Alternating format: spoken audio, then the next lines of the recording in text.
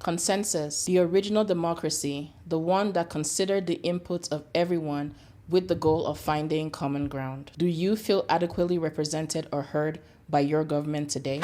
Hi.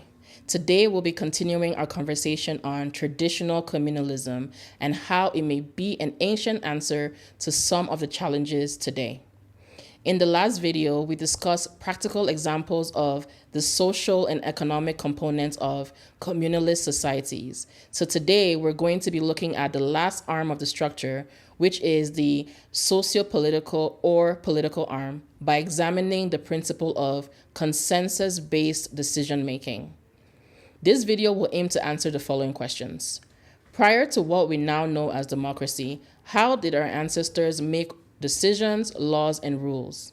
What principles or lessons can we borrow from this? If you are just joining us for the first time today, I want to say welcome. So far, we've been discussing communalism, our original way of life. We started the series off by defining communism in its purest form, without all the propaganda, and what it was meant to achieve.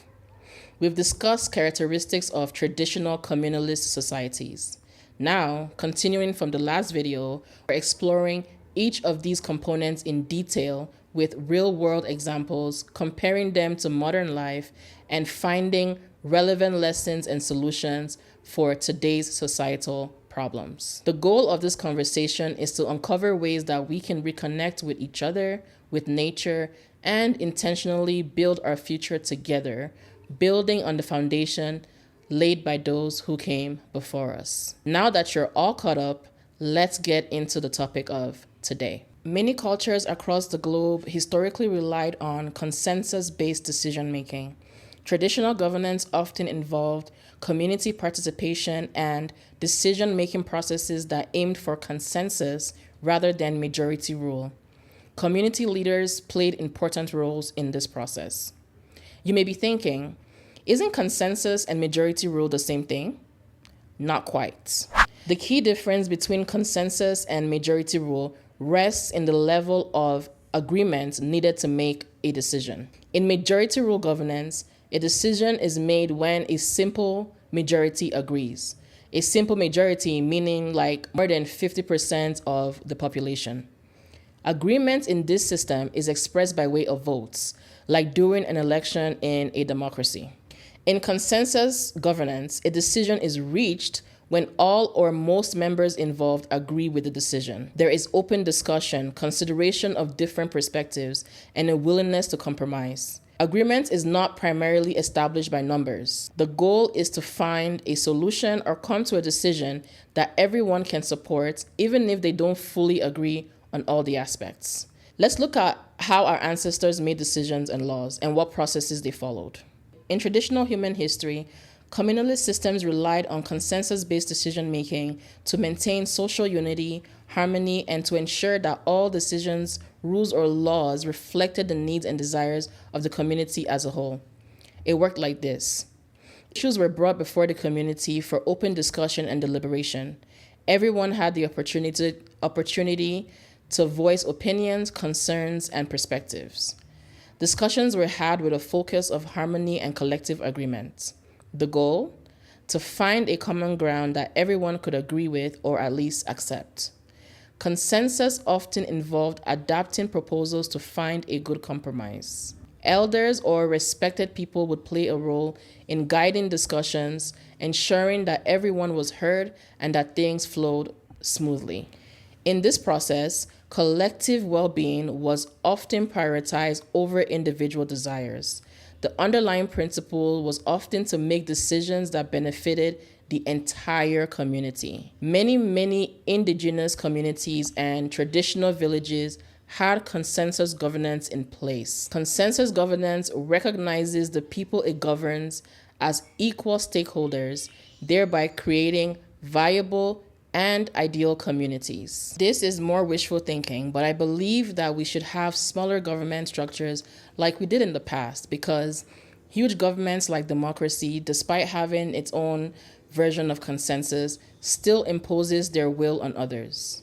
They really do. With national communities now organized as cities, towns, states, and nations, replacing earlier forms like villages, kinship groups, and small federations, it's debatable whether a consensus government remains a realistic possibility, at least at state and national level. The population, even within a city, is too large to get the agreement of each person, and this is what democracy will say supports the principle of majority rule, its version of consensus. Except, majority rule can also mean that a significant minority or a significant number of people are not in agreement, thereby creating a sort of winners and losers dynamic. But that's why we have local government, right?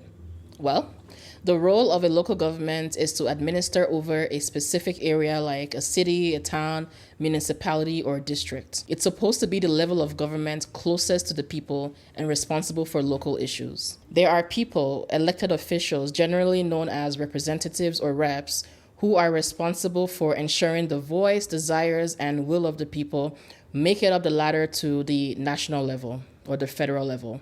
But how many of us under democracy truly feel seen or adequately represented by our elected officials? Have you ever been asked what you needed? Nothing stops us from demanding consensus-style governance from elected officials at the local level. I realize that this may sound fantastical, but what if? What if within our towns, municipalities, or districts, we establish a transparent system that allows all members of the community equal access to raise issues, have open forums with roundtable discussions about things that matter, about the issues that affect us, with the attention or the attendance of a local government representative. A space where voices are heard, ideas are considered, and contributions are included, and a place where decisions impacting the community are reached in a way that is both believable and open for all to see.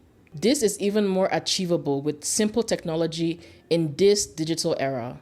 Such a space or forum can be virtual and localized with features like chat and voting functions. No one needs to leave their house or disrupt their schedules. These are some of the socio-political ideals that we can borrow from traditional communalism structures to help us achieve a more honest democracy. If we collectively decide on such a system at the local level, we can certainly demand its implementation from the government, or we can build it ourselves and demand action from the government. You take your pick.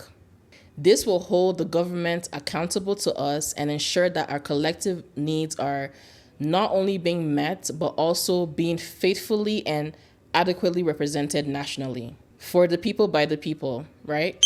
We can also adopt consensus-based decision-making within our small social groups, like social clubs or companies. In every space or setting possible, we should replace the modern majority rule system with a true consensus-based system. It'll go a long way to strengthen unity, collaboration, and a general positive environment conducive for multidimensional growth. Consensus governance, an ancient answer to modern democratic challenges, creates harmonious, thriving communities with unity and minimal dissent. If your feelings, opinions, and needs were always reflected in the policies and services that affect your life and your community, you too would be a happier citizen. That concludes our chat for today. There is still more to discuss regarding communalism, our original way of life. Thank you for watching, and I'll see you in the next one.